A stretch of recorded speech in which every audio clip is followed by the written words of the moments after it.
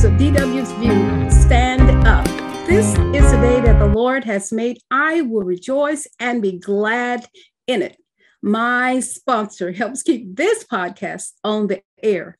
If you are a leader, professional, or an entrepreneur who is feeling frustrated or anxious because you are not performing at the level that you know that you're capable of, then unlock your life today and get your complimentary strategy session with Coach Kim at unlockyourlifecoach.com. And to my audience, I want to thank you for watching, for listening to this podcast and coming each week. And I am blessed today to introduce you to my special guest, Mr. Dean Lapato. Hope I'm saying that right. But Dean came to the United States in search of freedom. After the COVID outbreak, Dean started speaking up at the San Diego City Council meetings and the San Diego County Board of Supervisors meetings about protecting our freedoms. Dean has written a fully free and informed health decision act. That is for 2022. Now, this man he's very smart to do that. I never would have thought of doing something like that. But if this act passes, this initiative, it would give California voters the opportunity to protect their medical freedoms in the general election on November 8, 2022. So we need to stand with Dean and be prayerful that this passes. Welcome, Dean, to DW's View Stand Up. How are you today?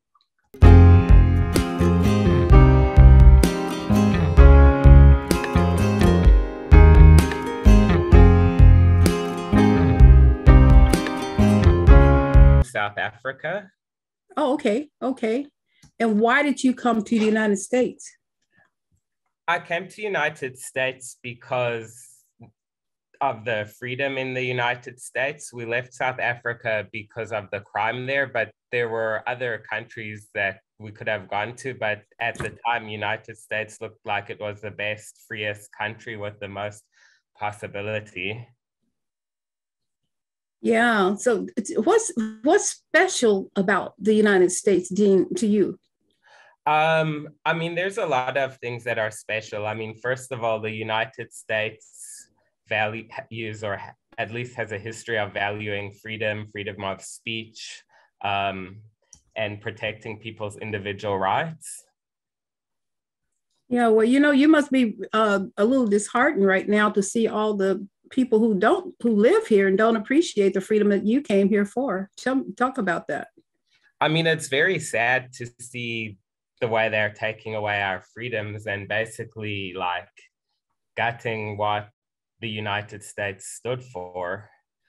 When we came here, there was all these freedoms, but now they're quickly going away.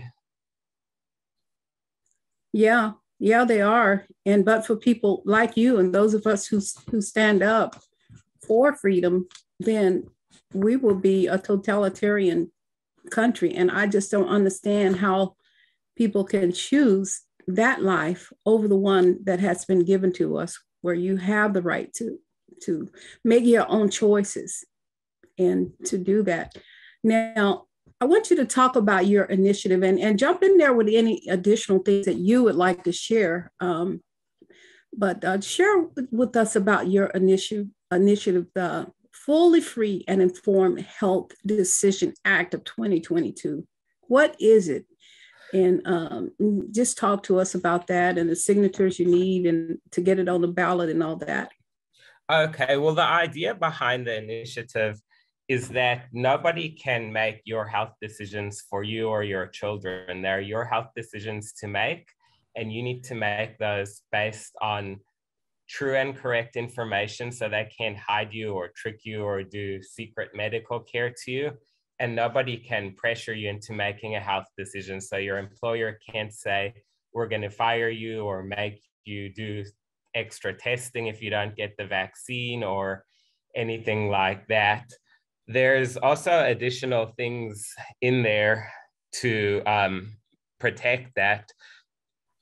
For example, the act also gives you the absolute right to refuse getting a tattoo, mark, symbol, or mutilation or implant.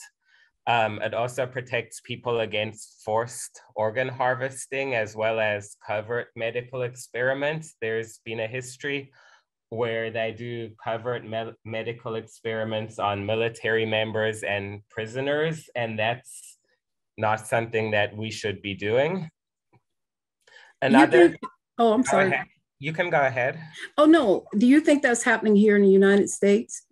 I mean, we've had a history of that where they test things on military members or prisoners, and some of those tests are very bad. Okay. Yeah, well, definitely it's not good. And we know that there are American citizens in prison today that shouldn't be in prison. People being sold out. Like, it's horrible what's happening to American citizens and freedom that God has given us. And I tell you, it's very concerning to me. You know, how many signatures do you need? Tell us, in your initiative, how many valid signatures do you need to qualify this initiative for the November 8th ballot? In order to qualify it for the ballot, would need 997,139 valid signatures. So more or less, you need 1 million signatures or more. Pretty much. I mean, maybe even a little bit more because they like to throw signatures out.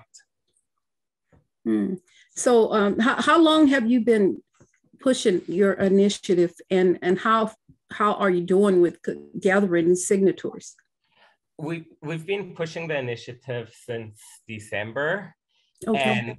And right now it seems like a lot of traction is building. Like, I got one person who contacted me and she said that wants us to send her some petitions, and she's going to send it out to Women's Group and has 150 volunteers who could help gather signatures.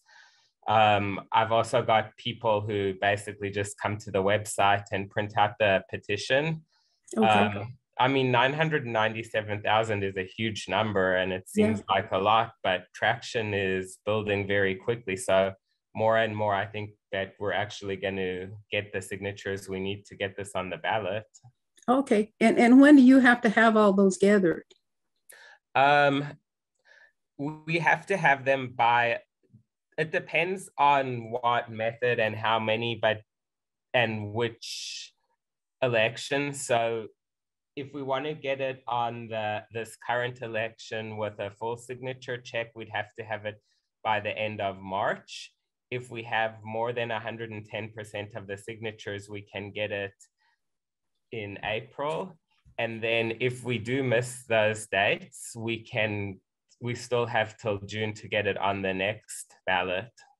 Okay. And so all the signatures that you collect now, if they don't qualify by the end of March, will those still be good for the next ballot? Yeah, we'll still be able to get those in by June. Okay. Now, June, if you get them in by June, would that qualify for the November election? No, I think we have to get them in by March because they have like a certain amount of days before the election that it has to be in. Okay. So then it would be the spring of next year or whenever the next election is. Yeah, it would be the next. Okay. election. So you really need to get those in now. Yeah, we need to get it in by March. I mean, we need to put this in place now. We can't afford to wait on this. Yeah, that's so true. Now, I know that the governor is planning, at least I'm hearing out of Sacramento, that the governor is planning to more or less take over healthcare by spending billions of taxpayer dollars to control healthcare in California. Are you familiar with that? I'm definitely familiar about the control of healthcare. Like, for example, they put in a minimum mandate for healthcare where if you don't purchase health insurance in California, it's basically like the one that they had in the US that got invalidated, but they put that in for California where they'll fine you if you don't have health insurance. And the problem with that is maybe you want to go for acupuncture or you want to go to a herbalist or something that's not covered by that. So that forces you to spend all this money on healthcare that you may not want. And then you're not going to have the money for the healthcare that you do want. The governor is also giving cities and school districts and all kinds of funding to lots of different entities to continue this COVID-19 stuff and keep us in a state of emergency as well. Like when I was talking on the city council and board of supervisors meeting, they're receiving a lot of funding from the state and also federal funding. And that basically encourages them to keep us in a state of emergency because they don't want to lose that funding. Yeah, that's not good. So more or less, he's buying people.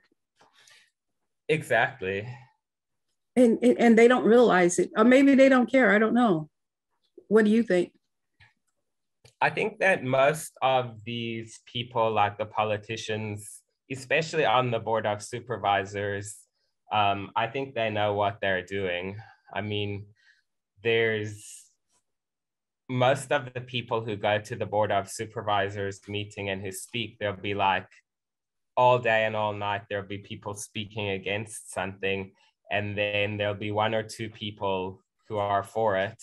And every single time they'll do what they want to do. They don't listen to the people.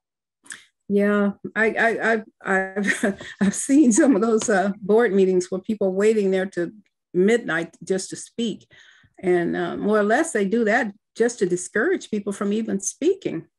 Exactly. They started moving things around. Like originally, they would put the COVID item first, but now they're putting it closer to the end to make it more difficult for people to speak, because what happens is when you speak there, especially if you want to go there, you have to wait a really long time before you speak. And a lot of people don't have the luxury of taking off a day from work to speak 2 minutes at the board of supervisors meeting. Yeah. Now, when you go to speak, what kind of limit of time is put on you before you can speak?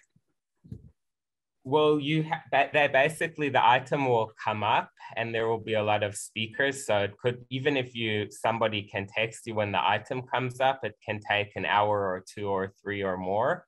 And then when you speak, you only get 2 minutes. So it's a lot of waiting for 2 minutes. So all those people speaking their 2 minutes at the meeting have made a big time sacrifice to do that. Oh, that is shameful. It is. It really is shameful. Now, if your initiative qualifies and it passes in the November ballot, when would it go into effect, Dean? If it qualifies and passes, it would go into effect 5 days after it's voted on. Okay. So it goes into effect pretty quickly afterwards. Okay. Yeah. So we really need to help you get this passed. We do, because it's not just about like vaccines or not vaccines. This is just the tip of the iceberg of what they're going to bring in, like a medical dictatorship. I mean, if they can get people to accept forced medical treatment and say you can't work if you don't get this treatment, we could be going into a situation where they tell you don't need 2 kidneys, it's for the public health, so you can give up one of your kidneys. Yeah. You know, we're treading on dangerous ground right now here in America. We are. I mean, we're losing a lot of freedom, and if we don't stop and say, hey, this is not okay, and do something to stop this, we're going to have a lot of problems in the future. Yeah. You know, I don't know how people were fortunate enough to live in a country where they have freedom can just throw that freedom away and want to control other people. I don't understand that mentality and that thinking. You know, we have been blessed more than any nation in the world, but yet you're willing to throw that away so that you can control and have, control people and more or less be a dictator. Exactly. The people behind this, what it seems like, is they're trying to bring in like a medical technological control, which is going to be total control that over your body, your mind, what you think, what you say, how you live. And that's a very scary situation to live in. Oh, yeah, it is. And I know that they've been trying for a number of years to bring in the single payer health system where government completely controls everything. And, I look at the people of Canada and I see what's happening over there. And, Dean, I see people who have died while they're waiting just to get an MRI for a knee surgery or something simple like that. And people, United States, people have to wake up in this country and realize the danger. I talk about these things on this podcast, and sometimes people don't believe you, but we come on here and try to stand up and try to inform people, Dean, about what's happening and how every single American who cares about their freedom need to know that that freedom that you think you have is not going to always be there if you don't join in and start standing up for the freedoms that God has given us. It's right. And we're losing a lot of freedoms that are not even reported on. Like in some states, what they're doing is they're saying that we don't have to give you the right to a speedy trial because of COVID, and people can sit in jail indefinitely. And most people are completely unaware of that. Or like if you go to the hospital, you're not allowed visitors. And imagine being sick in a hospital, isolated by yourself. We're going into a really scary time. Yeah, well, Dean, I saw that happen with COVID when they locked away our friends in nursing homes and family couldn't visit them. And I hear so many people say, my mother, my father died of a broken heart because they couldn't see their loved ones. They were locked away in the hospital. Then, of course, we know that those who put people who had COVID, mix them in with healthy people, who, they were in a nursing facility or, a care facility, but their loved ones could go and see them. And that's what kept them going. But when they used COVID as a way to lock away these people and they couldn't see their loved ones. And that, to me, that alone would be very depressing for someone who needs their loved ones around them. Yeah, what we're doing to our elderly is absolutely disgusting. Like if a younger person goes into the hospital for say pneumonia, they'll treat the pneumonia. But if an older person goes in, they'll give them morphine, which when you have something in your lungs, it's going to end up killing you. Another thing that they were doing to the elder people is they ordered a huge amount of midazolam and they changed the dosing guidelines to give them 5 to 10 times as much. And that killed a lot of people. It seems like they're trying to kill the older people, which is not good. Oh, that's terrible. It is. That is terrible. Now, tell me, Dean, what's the danger of fluoride in our drinking water? Well, fluoride has a lot of dangers in the drinking water. Number one, even if you decide, okay, fluoride is going to help my teeth, there's no way to properly dose it because it's not like you have one pill per day. If you drink more water one day and less water another day, or you drink bottled water one day and tap water another day, it's very difficult to dose the fluoride. In addition, when it's in the drinking water and when you shower, it creates a steam of fluoride that basically goes into all your pores, and people don't even think about going in that way, but that's just as bad as drinking it. And fluoride causes a lot of problems with the brain. Fluoride's a neurotoxin, and it is an endocrine disruptor. And when people think of adding fluoride, people think it's some medicinal compound, but it's actually a waste product from the aluminum industry. And the form of fluoride that's added to the drinking water is very dangerous. another problem with the fluoride is when you use it for irrigation, the fluoride gets into the soil and it's persistent, so it doesn't go away very easily. And it makes it harder and harder to grow food because it kills off the beneficial microorganisms in the soil that help the trees and plants and vegetables to grow. Wow. So that's terrible. And of course, we know that's another subject for another day with people who are taking over, buying up farmland and buying up companies. We have power over the food that we eat in the hands of a few people who don't have good intentions. That is very scary because some of those people want to basically put vaccines in our food. So if you have a piece of lettuce, it's going to vaccinate you. And that would be a scary thing to know, that if you go to the store and buy food, that you may not just be buying food, you may be buying a medical product from somebody who has a history of harming people.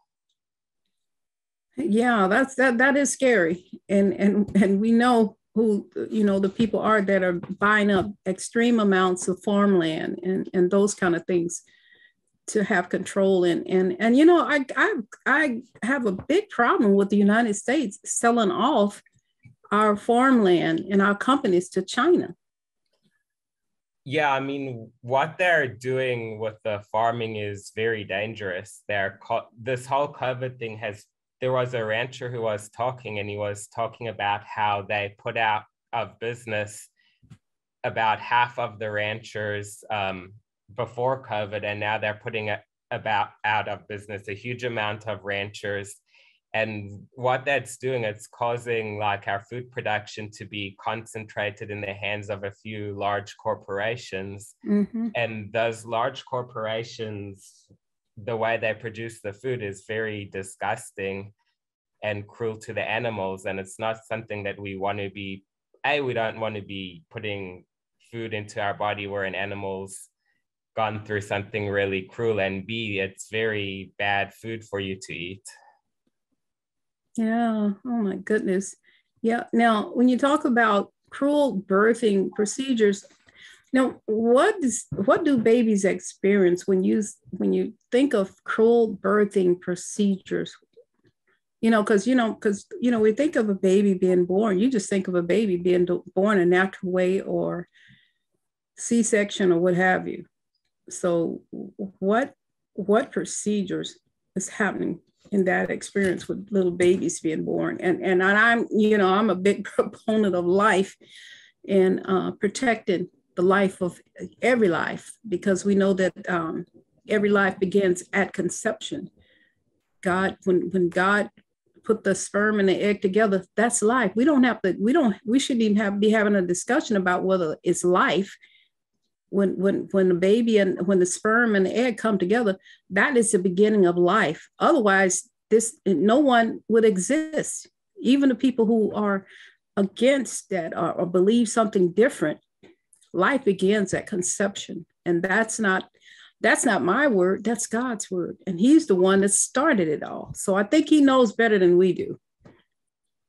Exactly. I mean, we shouldn't be, especially with some of these late-term abortions, they basically use a caustic solution to kill a baby that would have otherwise survived. But as far as the birthing procedures, there's a lot of very cruel things. The first thing that they do in the hospitals is most of the time they have the woman on her back, and that's not a natural position to give birth in. When you see most animals, or when you see what people traditionally did, they weren't laying down when they gave birth. And think of the difference in the weight of when something goes down to having to push it forwards. I mean, that does a lot of damage to the woman's body. And then as soon as the baby gets out, they put a clamp on the cord, and they do it too soon.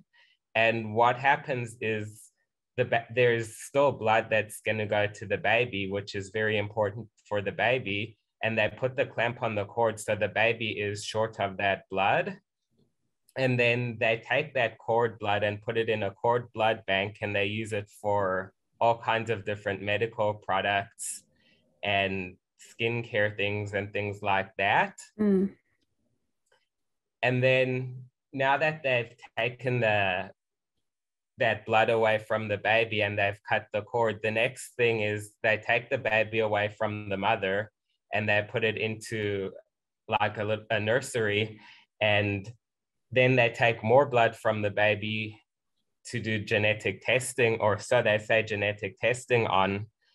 And for a newborn baby to not receive all the blood that they should have gotten and then have more blood taken, it's very traumatic. Then another procedure they do, they put these drops in the baby's eyes, which are made from silver chloride, which are not good for the baby's eyes and burn the baby's eyes. And then they also vaccinate the baby with hepatitis B. And when you're like a middle schooler, a vaccine is bad enough. But when you're stabbing a giant needle into a newborn baby's leg, that's very traumatic. There's also other procedures that can be done. Like, for example, if they decide the woman isn't giving birth in time, because in the hospitals, they want to get women in and out as quickly as possible. They don't want a woman in labor for 2 days or 3 days because they don't make as much money. So they give the woman drugs to start things going, but those drugs end up going to the baby, and they cause a lot of problems with the bonding hormones. And these kinds of procedures, a woman should know in advance, and same with the father. They should have all this information in advance and be able to decide, okay, I want this done to my child, or no, this is very cruel. I don't want this procedure done. And that's one of the things that this would do, is the hospitals would be required to, in advance, let them know, and any kind of procedure would have to be done with the parents. So if the parent decides, okay, I do want to get my child vaccinated, they have to do it in front of the parent so the parent can see how the child reacts. So for example, if the child has a bad reaction and it's done in front of the parents, at least the parents will know, okay, they reacted badly this time, so I'm not going to do it again. But the way they just take the baby away from the parents, stop the baby from bonding with its parents, and then doing all of these kinds of things, most parents don't even know what's being done to their baby till afterwards, or even at all.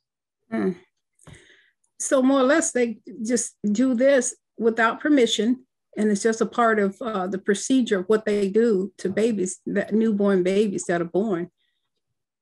Exactly. And now, unless you go into the hospital with like advanced written directives, they're just going to take your baby and do this to your child, which I wouldn't want it done to my child. I mean, that's the start of their life. You don't want to cause a trauma to the child very first thing when they come into this world. That is horrible. I hope we can get this word out to more, especially people who are having babies, that they would know this information.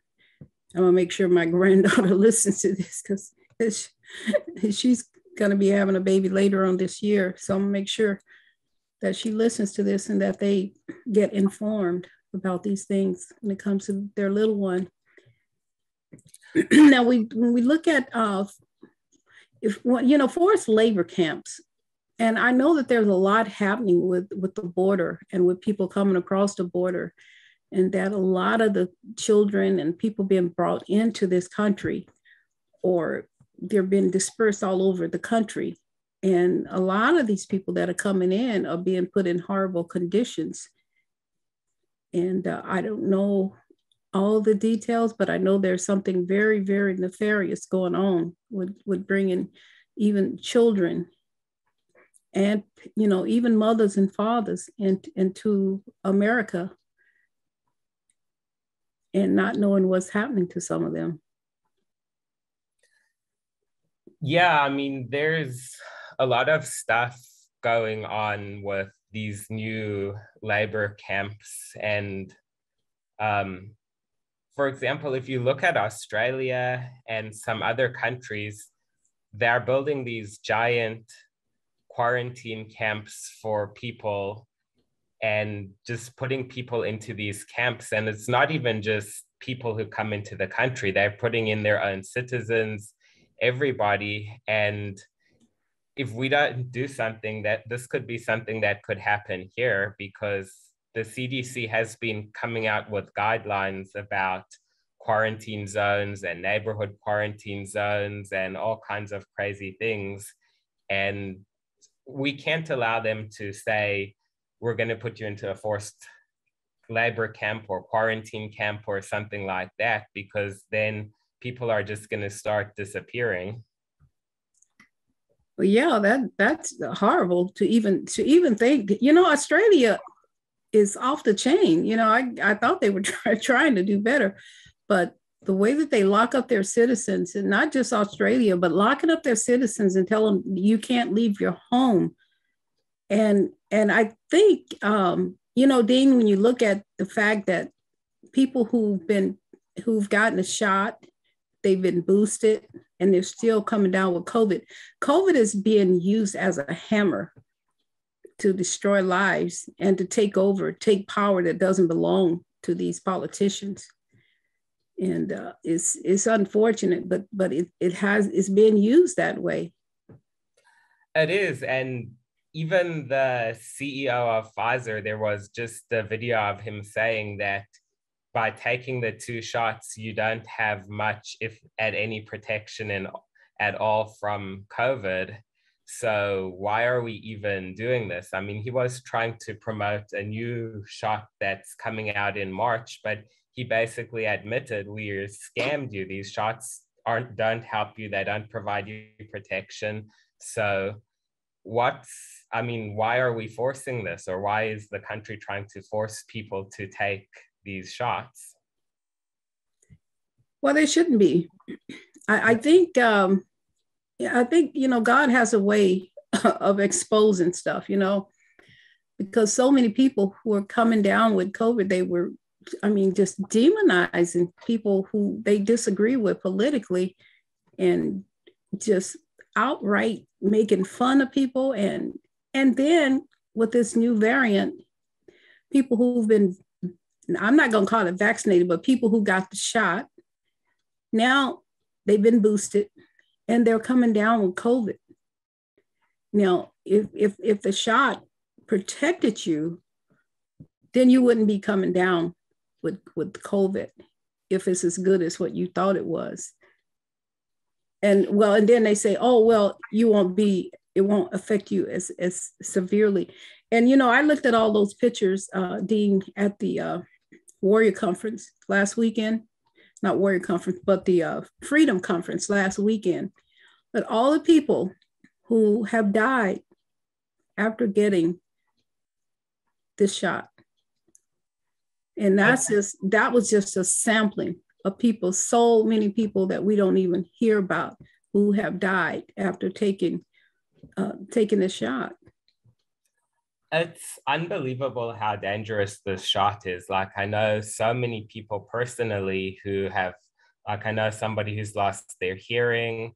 I know there was a lady she was very sharp. She took the COVID shot, and 2 weeks later, she couldn't put a sentence together. And then shortly after that, she died. I have a friend who he took the COVID shots, and he really regrets it, because now he has a lot of open wounds on his legs, and he's getting diabetes.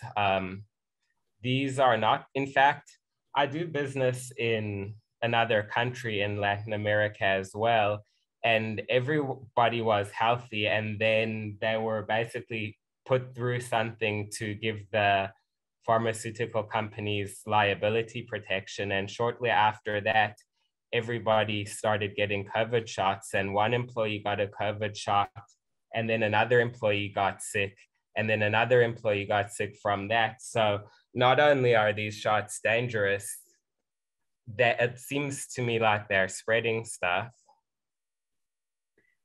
Yeah, I agree. I totally agree. And you know, I think people should have the right to choose. If you want to get the shot, you get it. If you don't want to get it, you should not be forced. And American citizens should not be losing their jobs and their livelihoods over because they don't want to get a shot.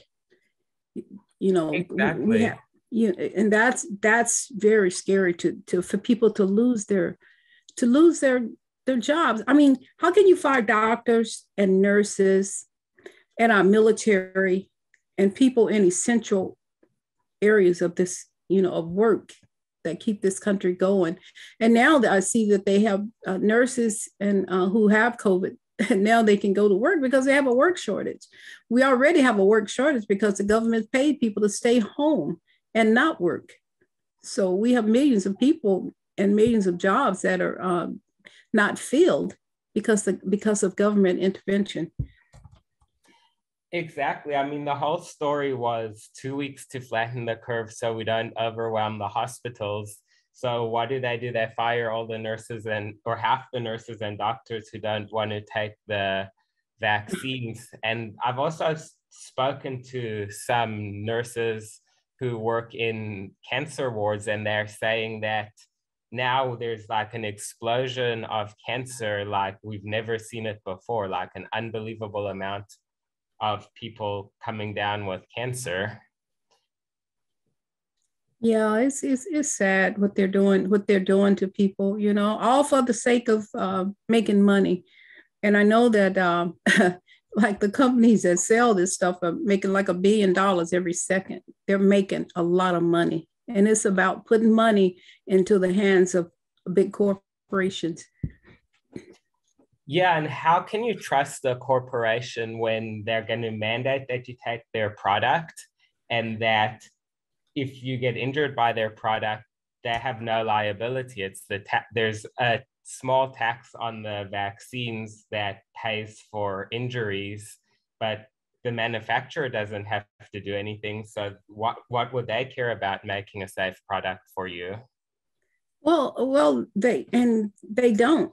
If they really cared about people, then you should be able. If you get messed up taking this shot, then you should be able to sue the company, but they don't hold them liable for putting this in your body. And that's one of the things that's good about what you're doing is to, you know, your initiative is to give people, you know, the freedom to choose their own health and make their own health decisions and not be forced. Yeah, exactly. Nobody should be able to force you to do a certain health treatment. I mean, it's crazy to say like you have to inject this experimental product into yourself, or you have to inject your children with so many things that contain so much mercury and so much aluminum. And another thing is that they don't talk about something in vaccines called adventitious agents. We're sitting debating what's on the label, but there's something called adventitious agents, which are basically things that get in from the manufacturing process that shouldn't get into the vaccine. And a while ago, they did a study on about 20 vaccines, and all of them but one had adventitious agents in them. And the one vaccine was an animal vaccine that didn't. But some of the adventitious agents were like heavy metals, uranium, shards of glass. Mm. There's also viruses, bacterias, and stuff that get into the vaccines as well that cause a lot of problems. Mm. That is ridiculous. So, Dean, what else do you want to cover that we haven't talked about today? Um, I right now I can't think of anything else. I think we covered quite a bit. Okay.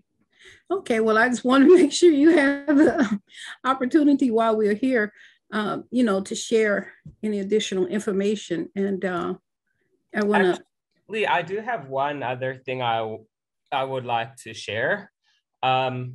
is that people have to be very careful about using social media and the advertising that is on the social media, because they have very sophisticated algorithms that can put ideas into people's heads.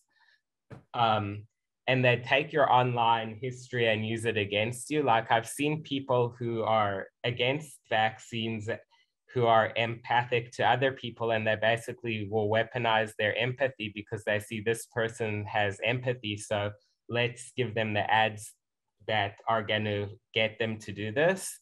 And I think that's a huge reason why so many people have gone into this, because before, where they had one advertisement on TV, like, it didn't really get to enough people. But now, where they can target things towards you and what's going to affect you, you have to be very careful about that. Yeah, it's funny you say that. We were looking just yesterday at the Ayatollah in Iran put an ad out with this drone to kill President Trump. Actually showed this drone at his property in Mar-a-Lago, that they sent this drone to kill him. And Twitter allows that. Now, I don't know, this podcast may not make it on air because they, because of censorship. And they look for certain words that certain things we can't talk about in America, which is sad, which is sick, which is evil. It is. I mean, it's very evil that a company would be saying or not even saying, they're just, people's channels and podcasts are just disappearing. Yeah, because certain ones don't make it on the air because of censorship. And that is, when God made America, he didn't make America to be controlled by a few people, This really is the last place that people can come for freedom. And so I appreciate people coming here who love this country and who love America and want to work to keep America free and let people make their own decisions. Exactly. And people need to have all the information to make their decision. They can't be censored or blocked. Like, all the information needs to get out there. Yeah, well, you are doing an excellent job of doing that, and I want to applaud you for that. And so, Dean, do you have any websites or information that you want to leave with the audience that you want to share, that people can go and get more information about your initiative, and any other information, a contact information, anything you want to share? Yeah.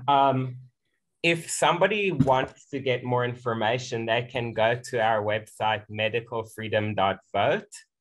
And on that website, it has email and a phone number where they can get a hold of me. And please go to the website and share it, because this is going to get passed by people sharing it and collecting a few signatures from themselves and their friends and their neighbors and sending that in. And that's how we'll get this on the ballot. We don't have millions of dollars to have paid signature gatherers. So this is something that's going to happen because of all of you, not a few people. So that's medicalfreedom.buzz? .vote. B-U-Z-Z? No, .vote, V-O-T-E. Oh, vote. Exactly. Oh, okay. Medicalfreedom.vote. Okay. Yeah. Okay. Well, Dean, it has been wonderful.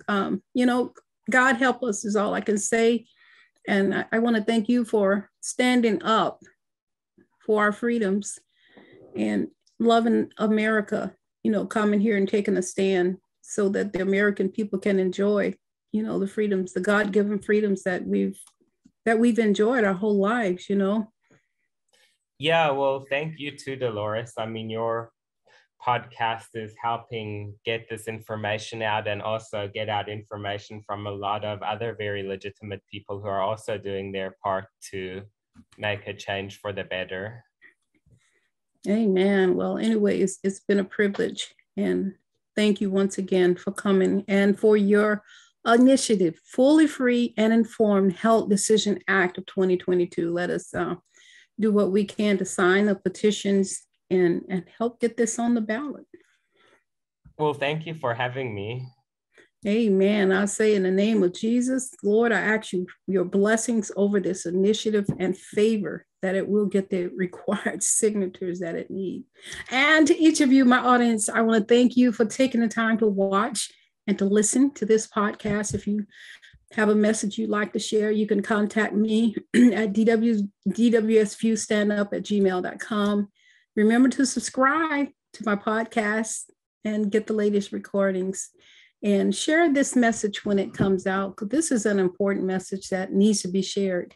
And we'll come back next week with another guest. And as usual, each week I have my little thing for you to do and for each of us to stand up. Guess what?